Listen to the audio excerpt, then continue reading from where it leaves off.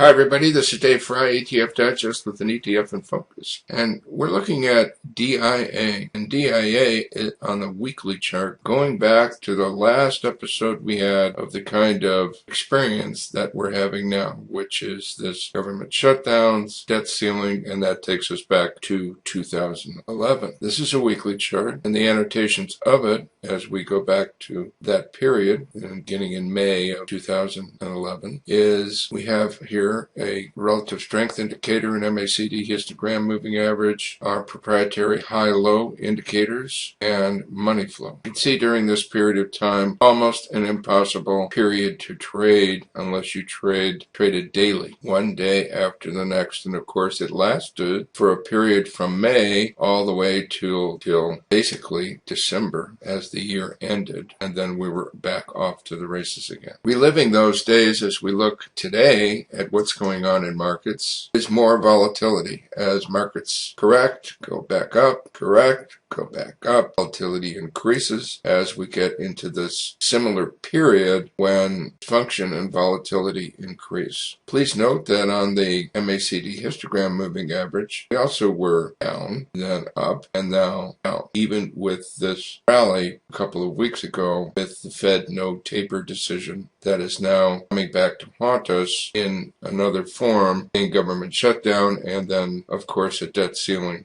negotiation that will take place. We have the same annotations on the chart, and there's not very much going on that's helpful in terms of establishing, let's say, a short position, because we need to see some of these moving averages here that we have here turn over, but we are getting to a point where that possibility exists. Here, you can see it turned down the week of August 16th. And then, of course, we had a chance to make a little bit of a profit if we had a proper stop in place. But you can see how much we turned around and moved higher. And now we're going back the other way once again. So nimble and having the appropriate stops in place is what you need in this situation as we move forward. Now, today, we have been seeing over this past week this 11 a.m. pop once the POMO activity is over with, and this being a weekly chart, of course, and once Europe closes. And then, of course, we've also had, at the end of the trading day, these big trading pops that take place in the last 10 minutes or so of the trading day to undo some of the damage that was done on the bearish side. And right now, we're heading south now, once again, and that doesn't look good on the chart, and you need to have stops in place, which we do for our subscribers. If you're interested in this or how to play it, take a free trial at the etfdigest.com. Let's see what 11 a.m. brings, since it's only 10:46 in the morning. Have a great day. We'll see you this afternoon with Dave's Daily.